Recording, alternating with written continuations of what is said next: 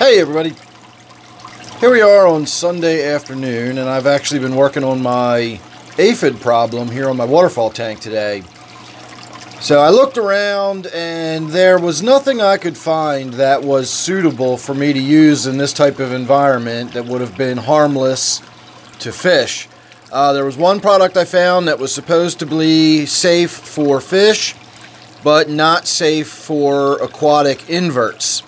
So I figured all of my snails, possibly even the frogs. I know frogs are not inverts, but they're very sensitive. Amphibians are much more sensitive than fish are when it comes to water conditions. So with the frogs in here, and I'm trying to keep a population of snails alive, not to mention my fish and everything, I was just a little reluctant to try any of these commercial remedies I found. As I said this morning, I've looked into pyrethrins. Pyrethrins can't be used. So what I wound up doing was going with my normal technique of spraying soapy water on the affected plants. And when I say spraying it on them, I mean spraying it on them until they are completely covered. I want to make sure the stems are wetted down, the soil gets wetted down. I want all of that plant completely wetted down so that if there's any aphids on it, the aphids get wetted down. It's not a matter of them eating the soap or anything like that. It's not poisonous per se, but it does, you got to get them wet with the soapy water, and then as it dries, it leaves the coating on the aphid, which then kills it. So I think, I'm speculating here, but I think that is the way the surfactant kills fish as well. When you get it in the water, that coating tends to attach to their gills, and you wind up coating their gills with the surfactant. It blocks the oxygen and gas exchange, and you wind up suffocating the fish to death. So what I did was I removed any of the plants that were out here on the periphery. I even removed my philodendron up there on the top. And I removed all of my plants over here along the side. And, the one that sits there on the corner, you can see my little square. I got a little plant that sits there. And it's all outside. Well, it's actually up in the kitchen now. I took it outside. I sprayed it down vigorously with the soapy water. Did the whole routine, etc., etc. Then I came down here and I did the best I could. I worked around the fact that we're in a living aquatic, semi-aquatic environment. Anything I could just physically remove that was covered with aphids, I just went ahead and physically removed it. The prime example would be that big water sprite frond that I had right there that was just covered in aphids. Rather than attempt to spray it with it being that close to the surface of the water, I just went ahead and removed it. It'll grow back, So I took the bottle and I very carefully, very directly sprayed the aphids that were underneath of these leaves. So these should all be dying off now. We're already dead. It's been a couple hours since I've done this. And I went around the whole tank and I spritzed everything down with soapy water.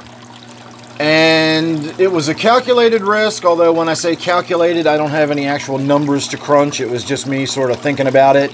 And I came to the conclusion that,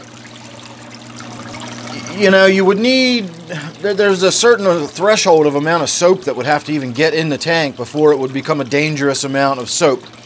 So my spray bottle that I used, I don't have it here handy. It's outside or up in the kitchen where I was using it outside. But it's a little smaller than a conventional spray bottle. It's about 2/3 the size of this. It's a little decorative type, mister for your plants. And it's got less than half a teaspoon of soap in it. So if I poured the entire bottle directly into the tank, that would have been less than half a teaspoon of soap in this 40-gallon tank. Now, I suspect that even a few drops of soap directly, just a few drops of concentrated dish soap into this tank would be enough to kill everything in it. Again, this is speculation on my part, but my experience when I was a kid dealing with soap is I put a drop of soap into a tank. I was going to help clean the tank, and I put a drop of dish soap into the tank, and of course our little goldfish in his little bowl died. So ever since then, I've always just sort of assumed that even a drop of soap in a tank will kill fish. Now, this being a 40-gallon tank, maybe one drop might not kill everything in the tank, but it wouldn't take much. So, keeping all of that in mind, when I was spraying, I was remembering, you know, there's only a half a teaspoon in the entire bottle, so how much actual soap is in each spritz of water? You know, not very much. And then, of course, the vast majority of that water was going to go directly onto the plants, and it was going to dry onto the plants, and the soap was going to remain there and not run directly into the tank water. So, keeping all of that stuff in mind, I went around and I sprayed as generously as I felt comfortable, while simultaneously trying to avoid getting as much in the water as possible. Now, when I got to areas like this, and I was spraying this, you know, there's not a lot of ways you can spray that without getting soapy water right there in the water. I know everybody sees all the water dripping here, but the majority of the water actually flows down through here, and it's a waterfall system that actually flows into the back, and that's where most of the water runs. So I was actually getting, you know, soap right into that water. I was able to come over here, and my new temple plant that I just installed right here, I was able to get up, you know, spritz up underneath, and I came over this side and sprayed up underneath, so soapy water sprayed all through that way. And then, of course, I did spray down as much of that as I could. I sprayed down as much of my water sprite right here that I could spray. And then I did not spray back in there anywhere, because obviously you also have to spray where it's going to be able to dry off. Spraying it where it's got running water on it isn't going to do any good. So, again, I did the best I could. I worked around it. I sprayed as judiciously as possible, you know, trying to find that balance between spraying enough to be effective and not spraying so much that I was overdoing it and just unnecessarily adding soap to my aquarium. I then began doing water changes, and I basically did a 50% water change, and then I topped the tank back off, and then I did another 25% water change, and I topped the tank back off, and then I did another 25% water change, and I topped the tank back off. And after maybe 4 or 5 cycles of that, just draining and refilling, we've got the tank nice and clear. You can actually see through it now. I'm really enjoying the fact that I can see into it. I'm not seeing even a trace of little bubbles forming. I mean, obviously there's bubbles there, but that they don't behave any differently than they would if they were just bubbles that you would get in fresh, clean water. I'm not getting any residual sudsy sort of effect. So if I'm not seeing anything like that, I'm not seeing any kind of soapiness on the surface, and I basically was doing water changes until long after all of the plants that I sprayed had dried off, so there was not going to be any additional soap added back into the tank when I finished off my last water change, which was just a few minutes ago. So that's where we are so far. I'm letting my plants upstairs stay upstairs for a little while until further notice. I'm not too worried about bringing them right back down. A lot of those plants were really infested with aphids. These plants in here, you saw those hostas back there, and I may actually even just cut those hosta leaves off and let the hosta send up some new leaves. But I think I sprayed them thoroughly enough that we're going to have a bunch of dead aphids on the hostas. But, you know, with the exception of cutting those leaves off, I'm really sort of stuck as far as being able to remove any of this stuff. So the stuff I was able to remove, not worried about that. I can retreat that if I need to, whatever. I'm not going to take a chance on reintroducing anything down here. I'm going to continue combating the aphids on this part of the garden until I'm sure we've gotten them beaten back. And then once they've been beaten back here, then I can reintroduce my other plants, because by then I'll be confident that I've gotten them beaten back on that one as well.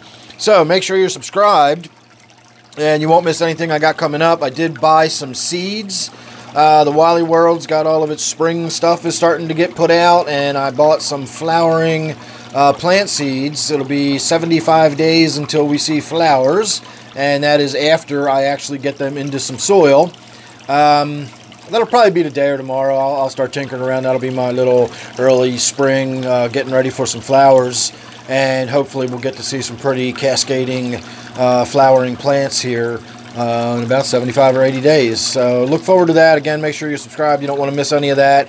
And I will give you a little teaser. My next project for this afternoon is going to be to do a water change here on my red-clawed crab tank. You can probably tell that the water is barely dripping. There's my fountainhead, and it's supposed to be a, you know, water flowing across this and a little bit of a waterfall effect down here, but we've basically got a trickle, so I need to get in there and clean that filter out. And while I'm doing it, I'm going to do a water change and everything else. So we're going to set the camera up, and we're going to do an uninterrupted water change for the first time on my little red-clawed crab tank, and you'll see what a different sort of water change this tank requires.